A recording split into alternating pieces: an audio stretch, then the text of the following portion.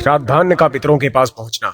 दृष्टांत रूप में देवी सीता द्वारा भोजन करते हुए ब्राह्मण के शरीर में महाराज दशरथ आदि का दर्शन करना, मृत्यु के अनंतर दूसरे शरीर की प्राप्ति, सत्कर्म की महिमा तथा पिंडदान से शरीर का निर्माण।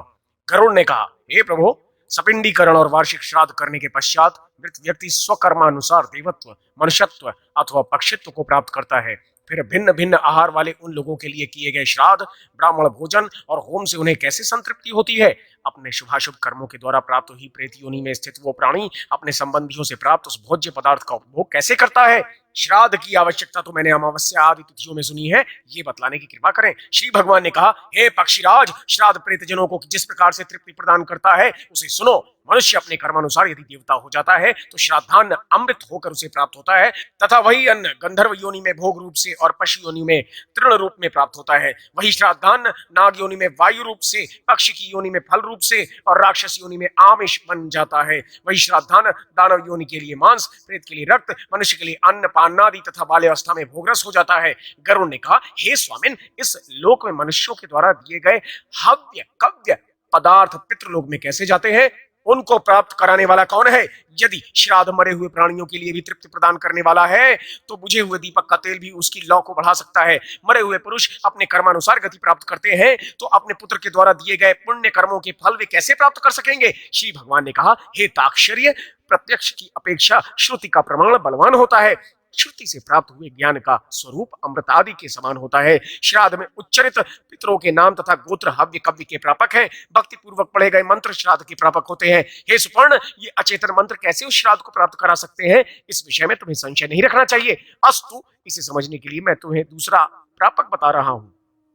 अग्निवशात आदि पितृगण उन पितरों के राजपद पर नियुक्त हैं। समय आने पर विधिवत प्रतिपादित अन्न अभीष्ट पितृ पात्र में पहुंच जाता है। जहां वो जीव रहता है वहां ये अग्निवशात आदि पितृदेव ही अन्न लेकर जाते हैं। नाम, गोत्र और मंत्र ही उस दान दिए गए अन्न को ले जाते हैं। शतशः योनियों में जो जीव जिस योनि में स्थित रहता है उस योनि में उसे नाम गोत्र के उच्चारण से तृप्ति प्राप्त होती है। संस्कार करने वाले व्यक्ति के द्वारा कुछ आच्छादित पृथ्वी पर दाहिने कंधे पर यज्ञोपवीत करके दिए गए 3 पिंड उन पितरों को संतुष्टि प्रदान करते हैं।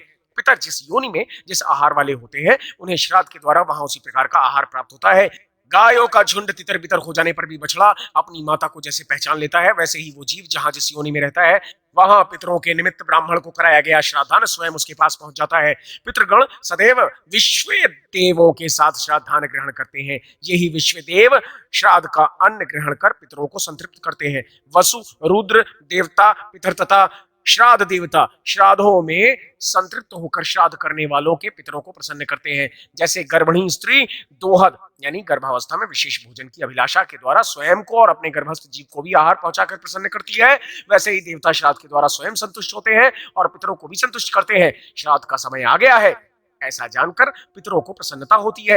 वे परस्पर ऐसा विचार करके उस श्राद्ध में मन के समान तीव्र गति से आ पहुंचते हैं। अंतरिक्षगामी वे पितृगण उस श्राद्ध में ब्राह्मणों के साथ ही भोजन करते हैं। वे वायु रूप में वहां आते हैं और भोजन करके परम गति को प्राप्त होते हैं। हे पक्षिन, श्राद्ध के पूर्व जिन ब्राह्मणों को निमंत्रित किया जाता है पितृगण उन्हीं के शरीर में प्रविष्ट होकर वहां भोजन करते हैं और उसके बाद वे पुनः वहां से अपने लोक को चले जाते हैं। यदि श्राद्ध करता श्राद्ध में एक ही ब्राह्मण को निमंत्रित करता है तो उस ब्राह्मण के उदर भाग में पिता, वाम पार्श्व में पितामह, दक्षिण पार्श्व में प्रपितामह और पृष्ठ भाग में पिंड भक्षक पितर रहता है। श्राद्ध काल में यमराज प्रेत तथा पितरों को यमलोक से मृत्यु लोक के लिए मुक्त कर देते हैं। हे काश्यप, नरक भोगने वाले भूख प्यास से पीड़ित पितृजन अपने पूर्व जन्म के किए गए पाप का पश्चाताप करते हुए अपने पुत्र पौत्रों से मधु मिश्रित पायस की अभिलाषा करते हैं। अतः विधि पूर्वक पायस के द्वारा उन पितृगणों को संतृप्त करना चाहिए। गरुड़ ने कहा, हे स्वामिन, उस लोक से आकर इस पृथ्वी पर श्राद्ध में भोजन करते हुए पितरों को किसी ने देखा भी है? श्री भगवान ने कहा, हे गुरुत्म, सुनो, देवी सीता का उदाहरण है। जिस प्रकार सीता ने पुष्कर तीर्थ में अपने ससुर आदि 3 पितरों को श्राद्ध में निमंत्रित ब्राह्मण के शरीर में प्रविष्ट हुआ देखा था, उसको मैं कह रहा हूं। हे गरुड़, पिता की आज्ञा प्राप्त करके जब श्री राम वन चले गए तो उसके बाद सीता के साथ श्री राम ने पुष्कर तीर्थ की यात्रा की। तीर्थ में पहुंचकर उन्होंने श्राद्ध करना प्रारंभ किया। जानकी ने एक पके हुए फल को सिद्ध करके राम के सामने उपस्थित किया। श्राद्ध कर्म में दीक्षित प्रिय तब राम की आज्ञा से स्वयं दीक्षित होकर सीता ने उस धर्म का सम्यक पालन किया। उस समय सूर्य आकाश मंडल के मध्य पहुंच गए और कुतुब मुहूर्त दिन का 8वां मुहूर्त आ गया था। श्री राम ने जिन ऋषियों को निमंत्रित किया था वे सभी वहां पर आ गए थे। आए हुए उन ऋषियों को देखकर विदेह राज की पुत्री जानकी राम की आज्ञा से अन्य पर उसने के लिए वहां आई, किंतु ब्राह्मणों के बीच जाकर वे तुरंत वहां से दूर चली गईं और लताओं के मध्य छिपकर बैठ गईं। सीता एकांत में छिप गई हैं। इस बात को जानकर श्री राम ने विचार किया कि ब्राह्मणों को बिना भोजन कराए साध्वी सीता लज्जा के कारण कहीं चली गई होंगी। पहले मैं इन ब्राह्मणों को भोजन करा लूं, फिर उनका अन्वेषण करूंगा। ऐसा विचार कर श्री राम ने स्वयं उन ब्राह्मणों को भोजन कराया। भोजन के बाद उन श्रेष्ठ ब्राह्मणों के चले जाने पर श्री राम ने अपनी प्रियतमा सीता से कहा कि ब्राह्मणों को देखकर तुम लताओं की ओट में क्यों छिप गई? हे तनवंगी, तुम इसका समस्त कारण अविलंब मुझे बताओ। श्री राम के ऐसा कहने पर सीता मुंह को नीचे कर सामने खड़ी हो गई और अपने नेत्रों से आंसू बहाती हुई राम से बोली। सीता जी ने कहा, हे नाथ, मैंने यहाँ जिस प्रकार का आश्चर्य देखा उसे आप सुन लें। हे राघव, इस श्राद्ध में उपस्थित ब्राह्मण के अग्रभाग में मैंने आपके पिता का दर्शन किया, जो सभी आभूषणों से सुशोभित थे। उसी प्रकार के अन्य दो महापुरुष भी उस समय मुझे दिखाई पड़े। आपके पिता को देखकर मैं बिना बताए एकांत में चली आई थी। हे प्रभु, वल्लकल और मृग चर्म धारण किए हुए मैं कैसे राजा दशरथ के सम्मुख जा सकती थी? शत्रु पक्ष के वीरों का विनाश करने वाले प्राणनाथ, मैं आपसे सत्य ही कह रही हूँ। अपने हाथ से राजा को मैं वो भोजन कैसे दे सकती थी जिसके दासों के भी दास कभी भी वैसा भोजन नहीं करते रहे? तृण पात्र में उस अन्न को रखकर मैं कैसे उन्हें ले जाकर देती? मैं तो वही हूँ जो पहले सभी प्रकार के आभूषणों से सुशोभित रहती थी और राजा मुझे वैसी स्थिति में देख चुके थे। आज वही मैं कैसे राजा के सामने जा पाती? हे रघुनंदन, उसी से मन में आई हुई लज्जा के कारण मैं वापस हो गई। श्री भगवान ने कहा, हे गरुण, अपनी पत्नी के ऐसे वचनों को सुनकर श्री राम का मन विस्मित हो उठा। ये तो आश्चर्य है। ऐसा कहकर वे अपने स्थान पर चले आए। सीता ने जिस प्रकार अपने पितरों का दर्शन किया था उसी प्रकार मैंने तुम्हें सुना दिया। अब मैं संक्षेप में श्राद्ध का महात्म्य बता रहा हूं, सुनो। पितृगण अमावस्या के दिन वायु रूप में घर के दरवाजे पर उपस्थित रहते हैं और अपने स्वजनों से श्राद्ध की अभिलाषा करते हैं। जब तक सूर्यास्त्र नहीं हो जाता तब तक वे वहीं भूख प्यास से व्याकुल होकर खड़े रहते हैं। सूर्यास्त्र हो जाने के पश्चात वे निराश होकर दुखित मन से अपने वंशजों की निंदा करते हैं और लंबी लंबी सांस खींचते हुए अपने अपने लोगों को चले जाते हैं। अतः प्रयत्न पूर्वक अमावस्या के दिन श्राद्ध अवश्य करना चाहिए। यदि पितृजनों के पुत्र तथा बंधु बांधव उनका श्राद्ध करते हैं और गया तीर्थ में जाकर इस कार्य में प्रवृत्त होते हैं तो वे उन्हीं पितरों के साथ ब्रह्मलोक में निवास करने का अधिकार प्राप्त करते हैं। उन्हें भूख प्यास कभी नहीं लगती। इसीलिए विद्वान को प्रयत्न पूर्वक यथाविधि शाकपात से भी अपने पितरों के लिए श्राद्ध अवश्य करना चाहिए। समय अनुसार श्राद्ध करने से कुल में कोई दुखी नहीं रहता। पितरों की पूजा करके मनुष्य आयु, पुत्र, यश, स्वर्ग, कीर्ति, पुष्टि, बल, श्री, पशु, सुख और धन धान्य प्राप्त करता है। देव कार्य से भी पितृ कार्य का विशेष महत्व है। देवताओं से पहले पितरों को प्रसन्न करना अधिक कल्याणकारी है। जो लोग अपने पितृगण, देवगण, ब्राह्मण तथा अग्नि की पूजा करते हैं वे सभी प्राणियों की अंतरात्मा में समाविष्ट मेरी ही पूजा करते हैं। शक्ति के अनुसार विधि पूर्वक श्राद्ध करके मनुष्य ब्रह्म पर्यंत समस्त चराचर जगत को प्रसन्न कर लेता है।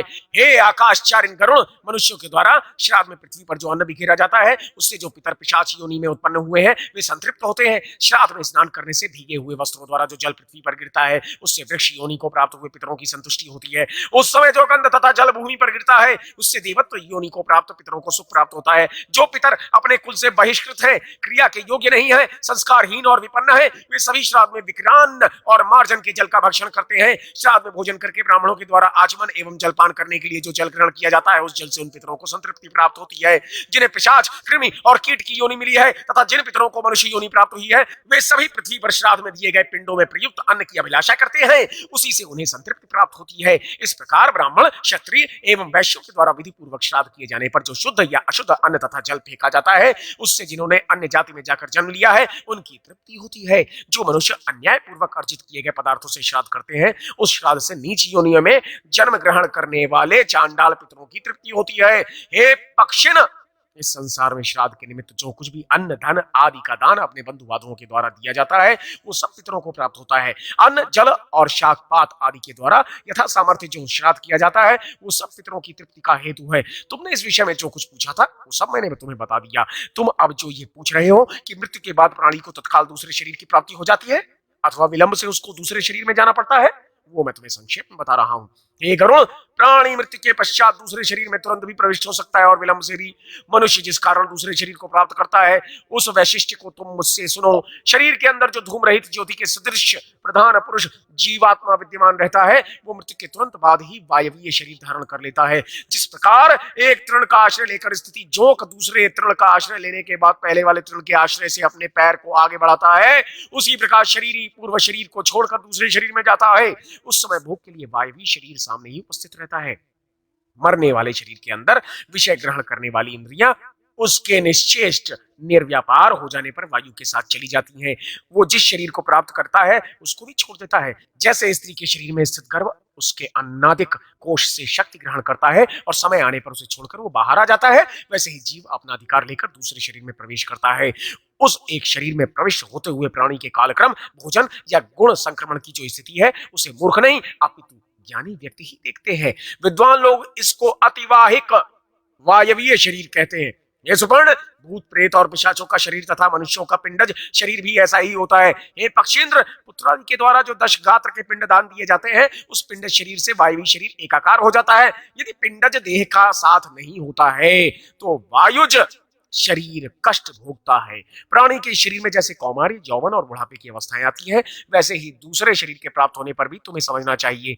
जिस प्रकार मनुष्य पुराने वस्त्रों का परित्याग कर नए वस्त्रों को धारण कर लेता है, उसी प्रकार शरीरी पुराने शरीर का परित्याग कर नए शरीर को धारण कर लेता है। उस शरीरी को न शस्त्र छेद सकता है, न अग्नि जला सकती है, न जल आर्द्र कर सकता है और न वायु सुखा सकती है।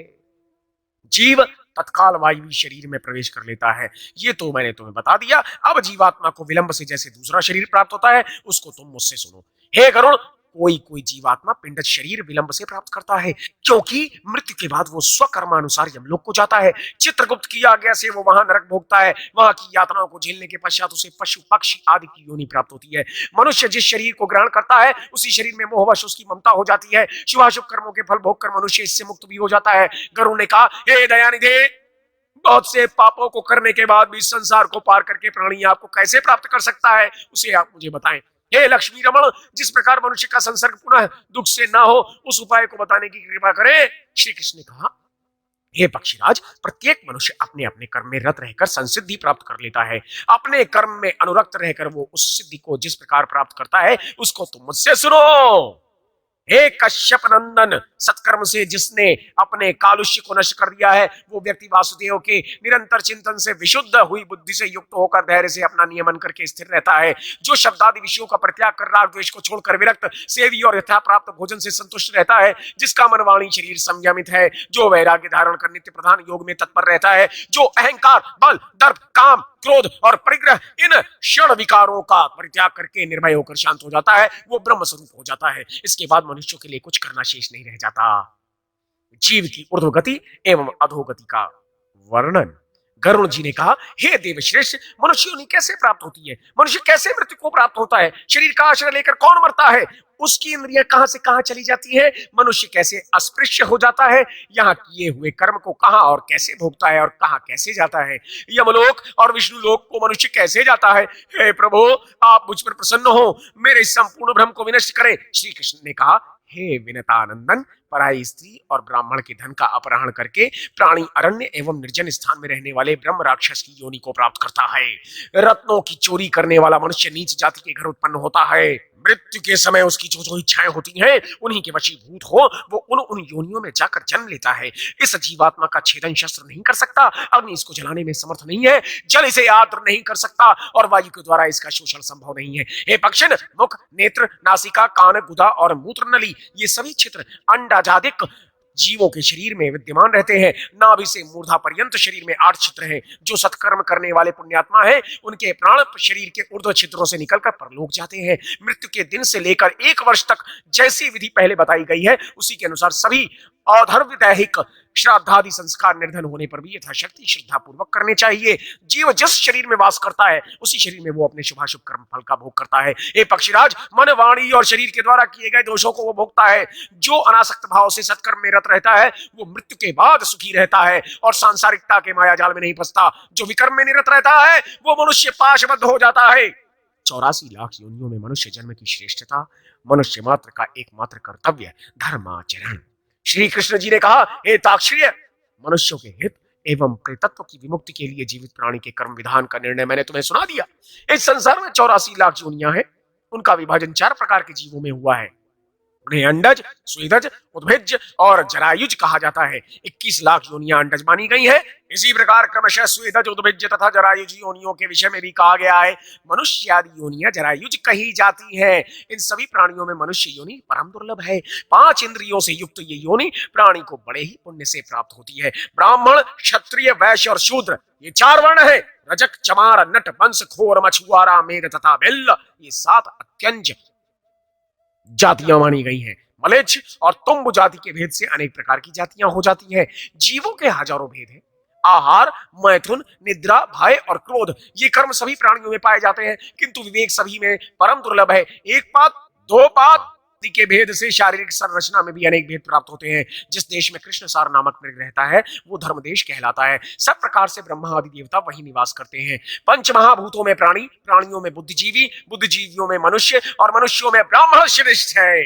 स्वर्ग और मोक्ष के साधन भूत मनुष्य योनि को प्राप्त करके जो प्राणी इन दोनों में से एक भी लक्ष्य सिद्ध नहीं कर पाता, निश्चित ही उसने अपने आप को ठग दिया।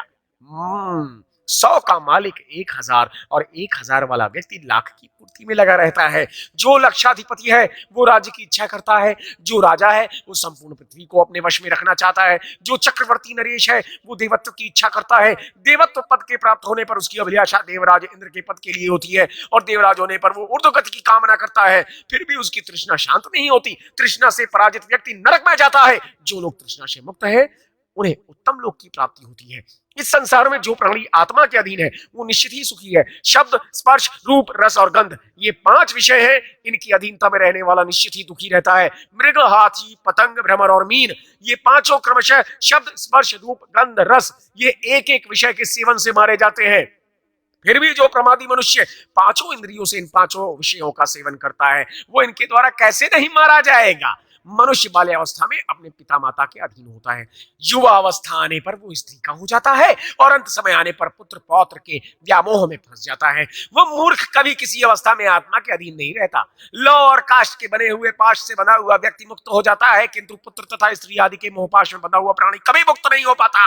पाप एक मनुष्य करता है किंतु उसके फल का भोग, उपभोग बहुत से लोग करते हैं। भोक्ता तो अलग हो जाते हैं पर कर्ता दोष का भागी होता है। चाहे बालक हो, चाहे वृद्ध हो, चाहे युवा हो, कोई भी मृत्यु पर विजय नहीं प्राप्त कर सकता।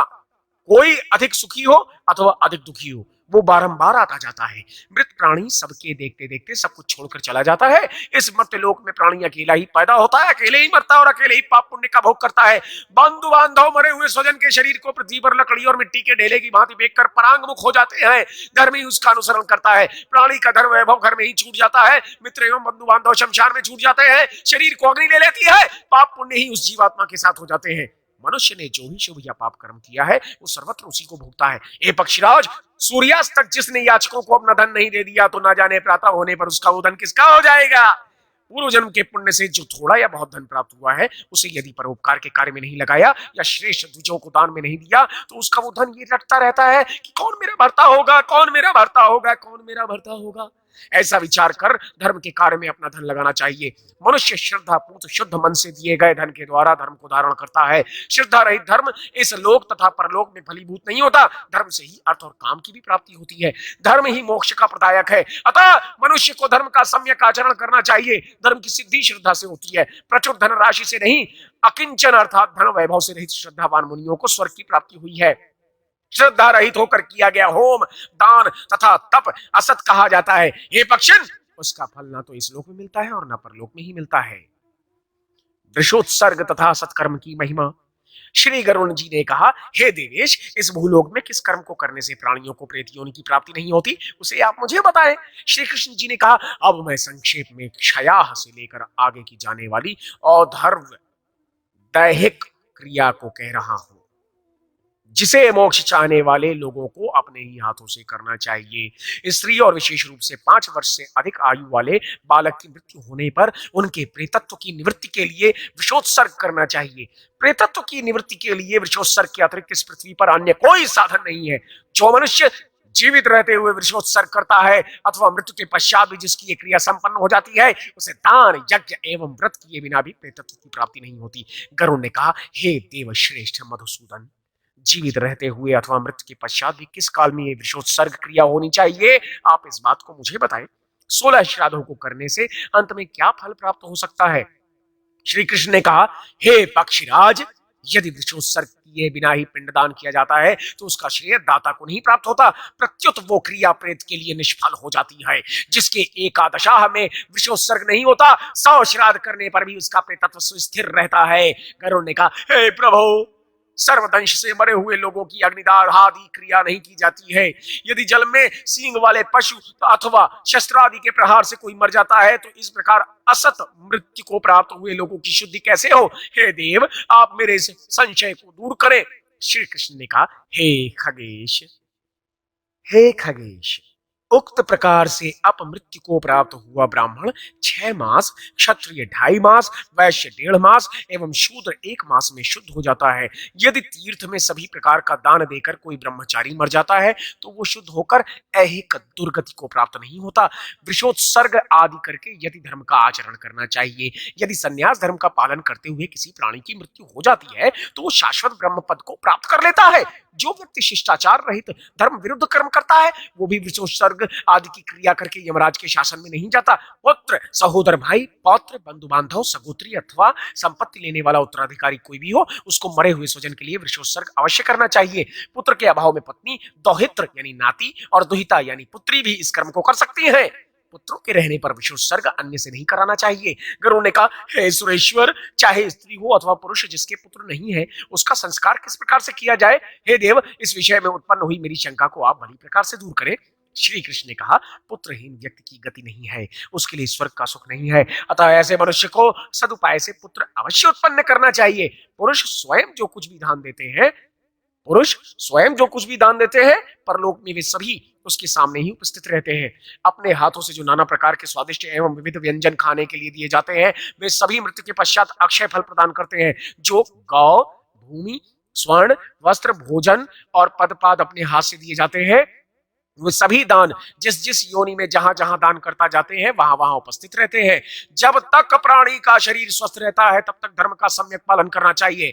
अस्वस्थ होने पर दूसरों की प्रेरणा से भी वो कुछ नहीं कर पाता है। यदि अपने जीवन काल में व्यक्ति अर्धदैहिक कर्म नहीं कर लेता अथवा मरने के बाद अधिकारी पुत्र पौत्रादिकों के द्वारा भी ये कर्म नहीं होता है तो वो वायु रूप में भूख प्यास से पीड़ित रात दिन भटकता रहता है। वो कृमि, कीट अथवा पतिंगा होकर बार बार जन्म लेता है और मर जाता है। वो कभी असत मार्ग से घर में प्रविष्ट होता है एवं जन्म लेते ही तत्काल विनष्ट हो जाता है। जब तक ये शरीर स्वस्थ और निरोग है जब तक इससे बुढ़ापा दूर है, जब तक इंद्रियों की शक्ति किसी भी प्रकार से क्षीण नहीं हुई है और जब तक आयु नष्ट नहीं हुई है तब तक अपने कल्याण के लिए महान प्रयत्न कर लेना चाहिए। क्योंकि घर में महाभयंकर आग के लग जाने पर कुआं खोदने के उद्योग से मनुष्य को क्या लाभ प्राप्त हो सकता है? अर्धदैहिक क्रिया, गोदान एवं वृषोत्सर्ग का महात्म्य। गरुड़ ने कहा, हे विभो, मृत्यु को प्राप्त कर रहे दुखित व्यक्ति के द्वारा जो दान दिया जाता है उसका क्या फल है? स्वस्थ अवस्था में और विधिहीन जो दान दिया जाता है उसका क्या फल है? श्री कृष्ण ने कहा, हे पक्ष श्रेष्ठ, स्वस्थ चित्त वाले मनुष्य के द्वारा दान में दी गई 1 गौ, रोगी पुरुष के द्वारा दान में दी गई 100 गाय, मर रहे प्राणी के द्वारा दान में धन को छोड़कर दी गई 1000 गाय तथा व्यक्ति के मर जाने पर विधिवत पुत्र पौत्र आदि के द्वारा दान में दी गई 1,00,000 गायों के बराबर होती है। तीर्थ एवं पात्र के समायोग से यथाविधि एक ही गोदान कर दिया जाए तो वो अकेली गौदाता को 1,00,000 गोदान का पुण्य प्राप्त होता है। हे खगराज, सत्पात्र को दिया गया दान दिन दिन बढ़ता है। दाता के दिए हुए दान को यदि ज्ञानी ग्रहण करता है तो उसे पाप नहीं लगता। विष और शीत का अपहरण करने वाले मंत्र और अग्नि क्या दोष भाजन होते हैं? अतः प्रतिदिन सत्पात्र को विशेष उद्देश्यों की पूर्ति के लिए दान देना चाहिए। अपने कल्याण की इच्छा करने वाले व्यक्ति को अपात्र को कुछ भी नहीं देना चाहिए। यदि कदाचित अपात्र के लिए गौ का दान दिया जाता है तो वो दाता को नरक में ले जाता है और अपात्र ग्रहीता को 21 पीढ़ियों के सहित नरक में ढकेल देता है। हे खगेश, जिस प्रकार से अपने हाथ से भूमि में निवेश किया गया धन मनुष्य की आवश्यकता अनुसार जब चाहे वो काम में आ सकता है, उसी प्रकार अपने हाथ से किया गया दान भी देहांतर में प्राप्त होता है। निर्धन होने के बाद भी अपुत्र व्यक्ति को मोक्ष की कामना अपनी अर्धदैहिक क्रिया अवश्य कर लेनी चाहिए। थोड़े धन से भी अपने हाथ से की गई अपनी अर्धदैहिक क्रिया उसी प्रकार से अक्षय फल देने वाली होती है जिस प्रकार अग्नि में डाली हुई आज्याहुति। दान लेने के योग्य व्यक्ति को ही शैया, कन्या एवं गौ का दान देना चाहिए। और यह भी ध्यान रखना चाहिए कि 2 शैयाएं एक को ना दी जाएं, 2 कन्याएं एक को ना दी जाएं तथा 2 गायें भी एक को ना दी जाएं। इसका आशय यह है कि भली भांति गोपालन में समर्थ, गोपालन के प्रति आस्थावान तथा दान लेने योग्य प्रतिगृहीता को ही गोदान करना चाहिए। इसके अतिरिक्त यह भी विशेष रूप से ज्ञातव्य है कि 2 दान लेने योग्य व्यक्तियों को भी एक गौ कदापि न दी जाए, क्योंकि यदि वो किसी के हाथ बेची जाती है अथवा उसका किन्हीं दो या दो से अधिक लोगों के बीच विभाजन होता है तो ऐसा करने वाले मनुष्य को 7 पीढ़ियों के सहित वो दान जला देता है। अतः इस नश्वर जीवन में समस्त और्ध्वदैहिक कर्म स्वयं संपन्न कर लेना चाहिए। पाथे के रूप में दिए गए दानादि को प्राप्त करके प्राणी उस महाप्रयाण के मार्ग में सुखपूर्वक जाता है, अन्यथा पाथे रहित जीवात्मा अनेक प्रकार का कष्ट झेलता है। ऐसा जानकर मनुष्य विधिवत विषोत्सर्ग करे। जो पुत्रहीन विषोत्सर्ग किए बिना ही मर जाता है उसे मुक्ति प्राप्त नहीं होती। अतः पुत्रविहीन मनुष्य इस धर्म का पालन विधिवत करे। ऐसा करने से यम के उस महापथ में वो सुखपूर्वक गमन करता है। अग्निहोत्र विभिन्न प्रकार के यज्ञ और दानादि प्राणी को वो सदगति नहीं प्राप्त होती है जो गति विषोत्सर्ग से प्राप्त होती है। समस्त यज्ञों में विषोत्सर्ग यज्ञ श्रेष्ठतम है, इसलिए प्रयास करके मनुष्य को भली भांति विषोत्सर्ग संपन्न करना चाहिए। गरुड़ ने कहा, हे गोविंद, आप मुझे क्षया और और्ध्वदैहिक क्रिया के विषय में उपदेश दें कि इस क्रिया को किस काल, किस तिथि और किस प्रकार की विधि से संपन्न करना चाहिए। इसको करके मनुष्य क्या फल प्राप्त करता है, इसे भी आप मुझे बताएं। हे गोविंद, आपकी कृपा से तो प्राणी मुक्त हो जाता है। श्री कृष्ण ने कहा, हे पक्षिन, कार्तिक आदि मास में सूर्य के दक्षिणायन हो जाने पर शुक्ल पक्ष की द्वादशी आदि शुभ तिथियों में शुभ लग्न और मुहूर्त में तथा पवित्र देश में समाहित चित होकर वेद्यज्ञ शुभ लक्षणों से युक्त सत्पात्र ब्राह्मण को बुलाकर जब होम तथा दान से अपने शरीर का सर्वप्रथम शोधन करें, उसके बाद वो अभिजित नक्षत्र में ग्रहों और देवताओं की विधिवत पूजा करके विभिन्न वैदिक मंत्रों से यथाशक्ति अग्नि में आहुति प्रदान करें। हे खगेश्वर, तदनंतर ग्रह स्थापन कार्य करके मातृका पूजन का कार्य करना चाहिए। तत्पश्चात वो वसुधारा हवन संपन्न करें, अग्नि स्थापन करके पूर्ण आहुति का कार्य करें। इसके बाद शालग्राम को स्थापित कर वैष्णव श्राद्ध करें। वस्त्राभूषणों से वृक्ष को सुसज्जित करके उसकी विधिवत पूजा करनी चाहिए। तदनंतर पहले 4 बछियों को सुगंधित पदार्थों से सुवासित करें, वस्त्र और अलंकार से विभूषित कर उन्हें उस यज्ञ में वृक्ष के साथ स्थान दें। उसके बाद उनकी प्रदक्षिणा और होम करके अंत में विसर्जन करें। तत्पश्चात उत्तराभिमुख होकर इस मंत्र का उच्चारण करना चाहिए। हे धर्म, पुरा काल में ब्रह्मा ने आपको वृक्ष के रूप में निमित्त किया है। आपके उत्सर्ग के प्रभाव से मेरा भवसागर से उद्धार हो। इसके बाद पवित्र करने वाले शुभ मंत्रों से विधि पूर्वक वृक्ष को अभिषेक करें। तेन क्रीडंती, इस मंत्र से वृक्षोत्सर्ग करें।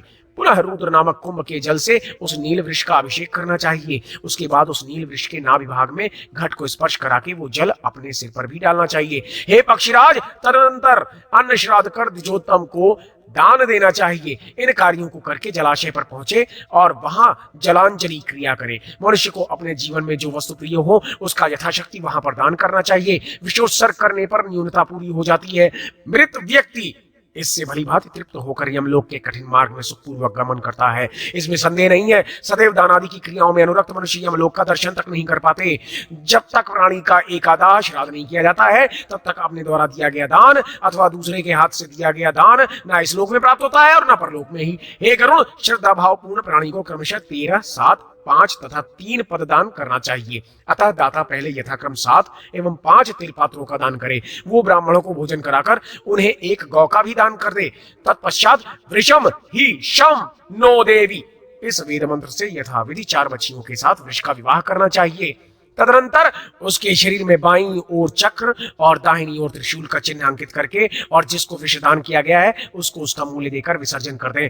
बुद्धिमान व्यक्ति को एकोदिष्ट विधान के अनुसार क्रमशः प्रयत्न पूर्वक एकादशा तथा द्वादशा श्राद्ध करना चाहिए। सपिंडीकरण के पहले 16 श्राद्ध संपन्न करें। ब्राह्मणों को भोजन कराकर उन्हें पददान दें। उसके बाद ताम्रपत्र में कार्पास यानी सूती वस्त्र पर भगवान विष्णु की मूर्ति को स्थापित करें और वस्त्र से आच्छादित करके शुभ फल से अग्र्य समर्पित करें। तत्पश्चात ईख के पेड़ों से नौका का निर्माण करके रेशमी सूत्र से उसको लपेट दिया जाए। वैतरणी के निमित्त कांस से पात्र में घृत रखकर नौकारोहण की क्रिया हो और भगवान गरुड़ध्वज की पूजा करें। सामर्थ्य के अनुसार किया गया दान अनंत फलों को देने वाला है। भगवान जनार्दन इस संसार सागर में डूब रहे शोक संताप से दुखित तथा धर्म रूपी नौका से रहित जनों के उद्धारक हैं।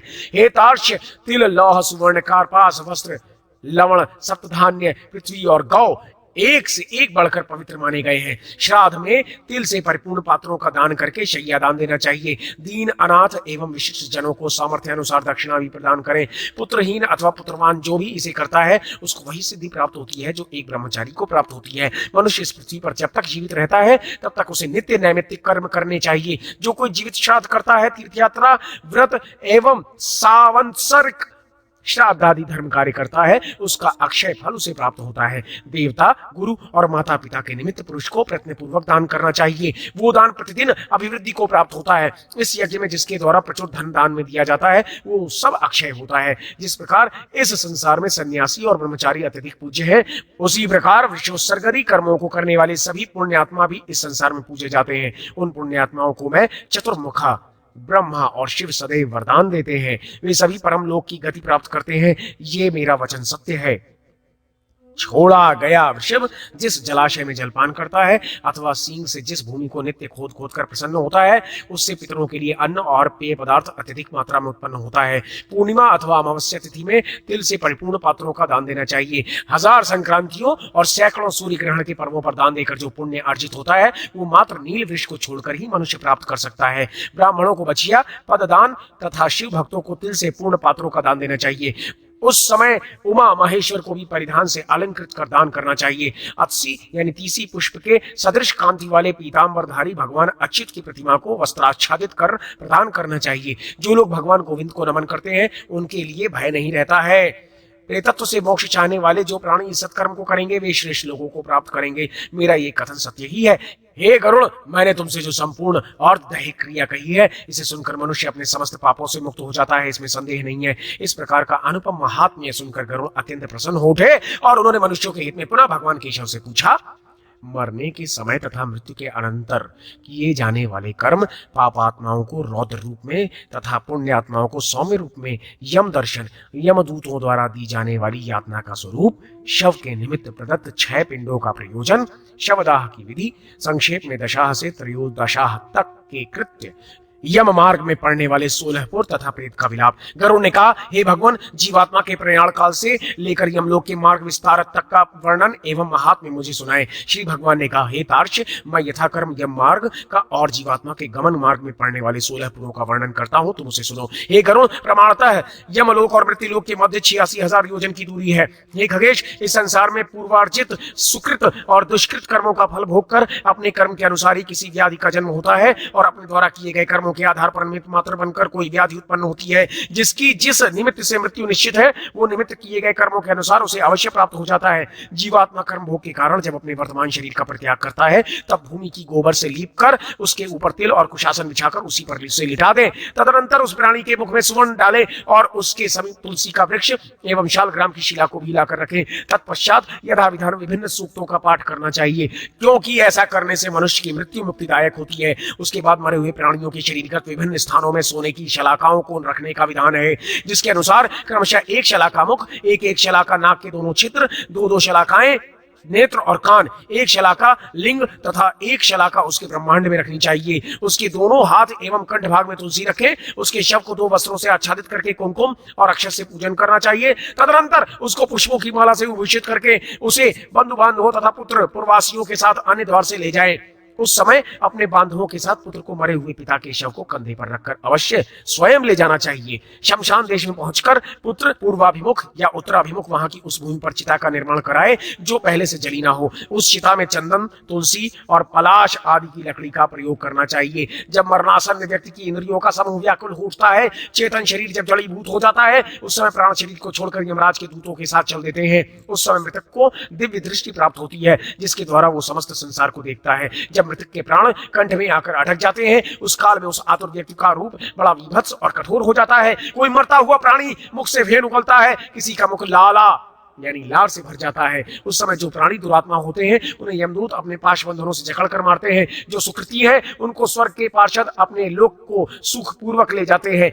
यमलोक के दुर्गम मार्ग में पापियों को दुख झेलते हुए जाना पड़ता है। यमराज अपने इस लोक में शंख चक्र तथा गदा आदि से विभूषित चतुर्भुज रूप धारण कर पुण्य कर्म करने वाले साधु पुरुषों के साथ मित्रवत आचरण करते हैं। वे सभी पापियों को सन्निकट बुलाकर उन्हें अपने दंड से तर्जना देते हैं। वो यमराज प्रलय कालीन मेघ के समान गर्जना करने वाला है। अंजन गिरी के सदृश उसका कृष्ण वर्ण है। वो एक बहुत बड़े भैंसे पर सवार रहता है। अत्यंत साहस करके ही लोग उसकी ओर अपना ध्यान केंद्रित करते हैं। वो विद्युत के तेज के समान विद्यमान है। उसके शरीर का विस्तार 3 योजन है। वो महाक्रोधी एवं अत्यंत भयंकर है। भीमकाय दुराकृति यमराज अपने हाथ में लोहे का दंड और पाश धारण करता है। उसके मुख तथा नेत्रों को देखने से ही पापियों के मन में भय उत्पन्न होता है। इस प्रकार का महाभयानक यमराज जब पापियों को दिखाई पड़ता है तब हाहाकार करता हुआ अंगुष्ठ मात्र का मृत पुरुष अपने घर की ओर देखता हुआ यमदूतों के द्वारा ले जाया जाता है। प्राणों से मुक्त शरीर चेष्टाहीन हो जाता है।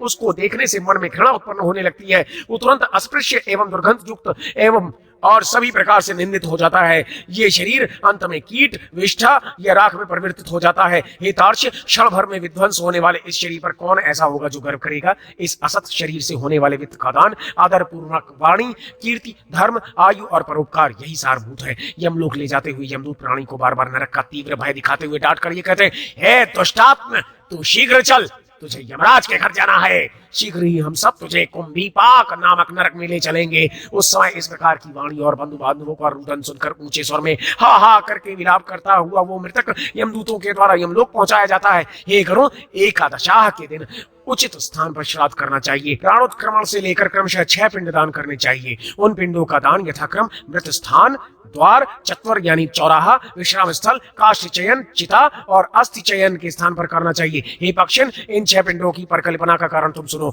हे तार्क्ष, जिस स्थान में मनुष्य मरता है उस स्थान पर मृतक के नाम से शव नाम का पिंड दिया जाता है। उस पिंडदान को देने से गृह के वास्तु देवता प्रसन्न हो जाते हैं और उससे भूमि तथा भूमि के अधिष्ठात्र देवता प्रसन्न होते हैं। द्वार पर जो दूसरा पिंडदान दिया जाता है उसका नाम पांत है। उसे देने से द्वारस्थ गृह देवता प्रसन्न होते हैं। चौराहे पर खेचर नामक पिंडदान होता है। इस पिंडदान को देने से भूत आदि देवयोनियां बाधा नहीं करती। विश्राम स्थल पर होने वाला पिंडदान भूत संज्ञक होता है। इसको देने से पिशाच, राक्षस और यक्ष आदि जो अन्य दीर्घवासी योनियां हैं वे जलाए जाने योग्य उस मृतक शरीर को अयोग्य नहीं बनाती। हे खगेश्वर, चिता स्थल पर पिंडदान देने से प्रेतत्व की उत्पत्ति होती है। एक मत में चिता पर दिए जाने वाले पिंड का दान का नाम साधक है और प्रेतकल्प के विद्वानों ने इस श्राद्ध को प्रेत के नाम से अभिहित किया है।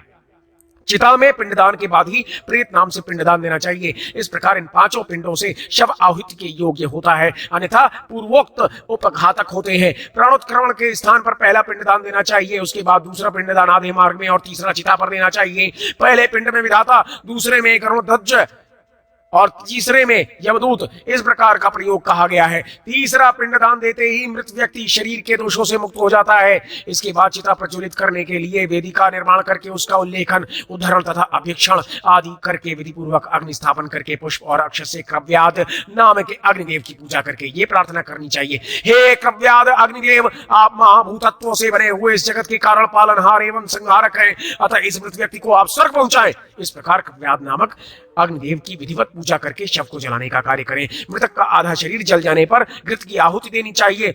लोमभ्य स्वाहा, इस मंत्र से यथाविधि होम करना चाहिए। चिता पर उस प्रेत को रखकर आज्याहुति देनी चाहिए। यम, अंतक, मृत्यु, ब्रह्मा, जात वेदस के नाम से आहुति देकर एक आहुति प्रेत के मुख पर दें। सबसे पहले अग्नि को ऊपर की ओर प्रज्वलित करें, तदनंतर चिता के पूर्व भाग को उसी अग्नि से जलाएं। इस प्रकार चिता को जलाकर निम्नांकित मंत्र से अभिमंत्रित तिल मिश्रित आज्याहुति पुनः प्रदान करें। हे अग्निदेव, आप इससे उत्पन्न हुए हैं, पुनः आपसे ये उत्पन्न हुआ है। इस मृतक की स्वर्ग कामना के लिए आपके निमित्त ये स्वाहा है। इस प्रकार तिल मिश्रित सम्नत आज्याहुति देकर पुत्र को दाह करना चाहिए। उस समय उसे तेज रूदन करना चाहिए। ऐसा करने से मृतक को सुख प्राप्त होता है। दाह संस्कार के पश्चात वहां पर अस्थि संचयन करना चाहिए। इसके बाद प्रेत के दाह जन श्लोक की शांति के लिए पिंड दान दे। दाह संस्कार के पश्चात मृत व्यक्ति के पुत्रों को वस्त्र के सहित स्नान करना चाहिए। तदनंतर नाम गोत्रोच्चार करते हुए वे तिलांजलि दें। उसके बाद गांव या जनपद के सभी लोग ताली बजा बजा कर विष्णु नाम संकीर्तन और मृतक के गुणों की चर्चा करें। सभी लोग उस मृत व्यक्ति के घर आकर द्वार के दक्षिण भाग में गोमय और श्वेत सरसों को रखें। अपने मन में वरुण देव का ध्यान कर नीम की पत्तियों का भक्षण तथा घी का प्राशन करके वे सभी अपने अपने घर जाएं। हे खगेश्वर, कुछ लोग चिता स्थान को दूध से सींचते हैं। मृतक को जलांजलि देते हुए अश्रुपात नहीं करना चाहिए। बंधु बांधवों के जो उस समय रोते हुए मुंह से कफ और नेत्रों से आंसू गिराया जाता है, उसको ही वह प्रेत विवश होकर खाता है। अतः उन सभी को उस समय रोना नहीं चाहिए, अपनी शक्ति के अनुसार क्रिया करनी चाहिए। हे तार्क्ष, सूर्य के अस्त हो जाने के बाद घर के बाहर अथवा कहीं एकांत में चौराहे पर दाह क्रिया के दिन से लेकर 3 दिन तक मिट्टी के पात्र में दूध और जल देना चाहिए, क्योंकि मरने के बाद जो मूढ़ हृदय जीवात्मा है वह पुनः उस शरीर को प्राप्त करने की इच्छा से यमदूतों के पीछे पीछे शमशान, चौराहा और घर का दर्शन करता हुआ यमलोक को जाता है। प्रतिदिन दशाहत तक प्रेत के लिए पिंडदान और जलांजलि देनी चाहिए। जब तक दशाह संस्कार न हो जाए तब तक एक जलांजलि प्रतिदिन अधिक बढ़ाना अनिवार्य है। यह और्ध्व दैहिक संस्कार पुत्र के द्वारा अपेक्षित है। उसके अभाव में पत्नी को करना चाहिए। पत्नी के न होने पर शिष्य, उसके न होने पर सहोदर भाई कर सकता है। शमशान अथवा अन्य किसी तीर्थ में मृतक के लिए जल और पिंडदान देना चाहिए। पहले दिन शाक, मूल और फल, भात या सत्तू आदि में से जिस किसी द्वारा पिंडदान दिया जाए उसी के द्वारा बाद के दिनों में भी पिंडदान देना चाहिए। हे खगेश, 10 दिनों तक प्रेत के उद्देश्य से पुत्रगण पिंडदान देते हैं। दिए गए पिंड का प्रतिदिन 4 भाग हो जाता है। उसके 2 भाग से मृतक का शरीर बनता है, तीसरा भाग यमदूत ले लेते हैं और चौथा भाग मृतक को खाने के लिए मिलता है। 9 दिन रात में प्रेत पुनः शरीर युक्त हो जाता है। शरीर बन जाने पर 10वें पिंड से प्राणी को अत्यधिक भूख लगती है। 10 दिन के पिंड में विधि, मंत्र, स्वधा, आवाहन और आशीर्वाद का प्रयोग नहीं होता है, केवल नाम तथा गोत्रोच्चार पूर्वक पिंडदान दिया जाता है। हे पक्षिण, मृतक का दाह संस्कार हो जाने के पश्चात पुनः शरीर उत्पन्न होता है। पहले दिन जो पिंडदान दिया जाता है उससे मूर्धा, दूसरे दिन के पिंडदान से ग्रीवा और दोनों स्कंद, तीसरे दिन के पिंडदान से हृदय, चौथे दिन के पिंडदान से पृष्ठ, 5वें दिन के पिंडदान से नाभि, 6ठे दिन के पिंडदान से कटिप्रदेश, 7वें दिन के पिंडदान से गुह्य भाग, 8वें दिन के पिंडदान से उरु, 9वें दिन के पिंडदान से तालु पैर और 10वें दिन के पिंडदान से क्षुधा की उत्पत्ति होती है। जीवात्मा शरीर प्राप्त करने के पश्चात भूख से पीड़ित होकर के घर के दरवाजे पर रहता है। 10वें दिन जो पिंडदान होता है उसको मृतक के प्रिय भोज पदार्थ से बना करके देना चाहिए, क्योंकि शरीर निर्माण हो जाने पर मृतक को अत्यधिक भूख लग जाती है। प्रिय भोज पदार्थ के अतिरिक्त अन्य किसी अन्नादिक पदार्थों से बने हुए पिंड का दान देने से उसकी भूख दूर नहीं होती है। एकादशा और द्वादशा के दिन प्रेत भोजन करता है। मरे हुए स्त्री पुरुष दोनों के लिए प्रेत शब्द का उच्चारण करना चाहिए। उन दिनों दीप, अन्न, जल, वस्त्र जो कुछ भी दिया जाता है उसको प्रेत शब्द के साथ देना चाहिए, क्योंकि वह मृतक के लिए आनंददायक होता है। त्रयोदशा को पिंडज शरीर धारण करके भूख प्यास से पीड़ित वह प्रेत यमदूतों के द्वारा महापथ पर लाया जाता है। जो प्रेत पापी होते हैं उनका मार्ग शीत, ताप, शंकु के आकार का चुभने वाला मांस खाने वाले जंतु तथा अग्नि से परिव्याप्त रहता है। जो सुकृति है उनका मार्ग सब प्रकार से सौम्य है, उनको उस मार्ग में कोई कष्ट नहीं होता है। 80 पत्रवन से व्यास उस मार्ग में इतने दुख हैं कि क्षुधा प्यास से पीड़ित उस प्रेत को नित्य यमदूत अत्यधिक संत्रास देते हैं। प्रतिदिन वह प्रेत 247 योजन चलता है। यमदूतों के पाश से बंधा हा हा करके विलाप करता हुआ वह प्रेत अपने घर को छोड़कर दिन और रात चलकर यमलोक पहुंचता है। उस महापथ में पड़ने वाले प्रसिद्ध पुरों के शुभाशुभ भोग प्राप्त करते हुए वह यमलोक को जाता है। इस मार्ग में क्रमशः याम्यपुर, सौरिपुर, नगेंद्र भवन, गंधर्वनगर, शैलागम, कौंचपुर, क्रूरपुर, विचित्र भवन, वाह्यपद, दुखद, नाना क्रंदपुर, सुतप्त भवन, रौद्रनगर, पयोवर्षण, शीताढ्य और बहुधर्म भीति भवन नामक प्रसिद्ध पुर है। त्रयोदशाह अर्थात 13वीं के दिन यमदूत प्रेत को उस मार्ग पर उसी प्रकार से पकड़ ले जाते हैं जिस प्रकार मनुष्य बंदर को पकड़ ले जाता है।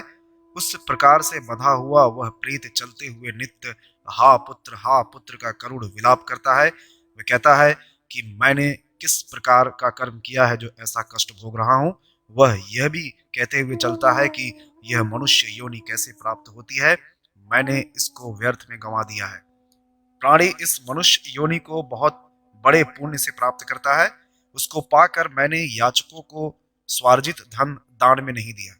आज वह भी पराधीन हो गया है। ऐसा कहकर वह गदगद हो उठता है। जब यमदूत उसको अत्यधिक पीड़ित करते हैं तो वह बार बार अपने पूर्व शरीर जन्य कर्मों का स्मरण करता हुआ इस प्रकार कहता है, सुख दुख का दाता कोई दूसरा नहीं है। जो लोग सुख दुख का दाता दूसरे को समझते हैं वे कुबुद्धि ही हैं। जीवात्मा सदैव पहले किए गए कर्म का फल भोगता है। हे देही, तुमने जो कुछ किया है उसमें निस्तार करो। मैंने न दान दिया है, न अग्नि में आहुति डाली है, न हिमालय पर्वत की गुफा में जाकर तपस्या की है, और न गंगा के परम पवित्र जल का ही सेवन किया है। हे जीव, तुमने जो कुछ भी किया है उसी का फल भोग करो। हे देही, पहले तुमने नित्य न दान दिया है, न गोदान दिया है, न आहाद्रिक कृत्य किया है, न वेद का दान किया है, न शास्त्र को देखा और न शास्त्र बोधित मार्ग का सेवन किया है। इसलिए हे जीव, जैसा तुमने किया है अब उसी में अपना निस्तार करो। हे देही, तुमने जल रहित देश में मनुष्य और पशु पक्षियों के लिए जलाशय का निर्माण नहीं करवाया है, न गायों की क्षुधा शांति के लिए गोचर भूमि ही छोड़ी है। हे देही, जो कुछ किया है अब उसका फल भोगो। हे पक्षिण, पुरुष प्रेत के द्वारा कहे गए उक्त वचनों को मैंने सुनाया। अब स्त्री का शरीर लेकर देही पूर्व किए हुए कर्मों के संबंध में जैसा कहता है उसे सावधान होकर सुनो। हे देहीन, मैंने पति के साथ रहकर उन्हें सुख नहीं दिया है। उनके मरने पर मैं उनके साथ चिता में नहीं प्रविष्ट हुई हूँ और न तो उनके मर जाने पर उस वैधव्य व्रत का ही पालन किया है। अतएव जो कुछ नहीं किया है उसका फल भोग मैं कर रही हूँ। मैंने मासोपवास अथवा चंद्रायण व्रत के नियम से इस शरीर का शोधन भी नहीं किया है। हे जीव, स्त्री का शरीर बहुत से दुखों का पात्र है। पहले किए गए बुरे कर्मों के अनुसार मैंने इसे प्राप्त किया है और इसे भी व्यर्थ ही गंवा दिया।